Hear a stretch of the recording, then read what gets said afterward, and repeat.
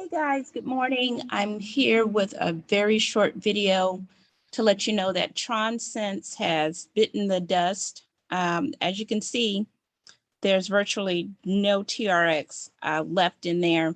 It looks like people are still depositing because they don't know that it's essentially crashed. So if you're in Tronsense currently, don't deposit anymore, or what I'd say to do is check this contract daily to see if you can withdraw any of your funds. It doesn't look like they have taken the website down, the smart contract website down as yet. So be mindful, check the contract, try to get your money out if some more deposits are made.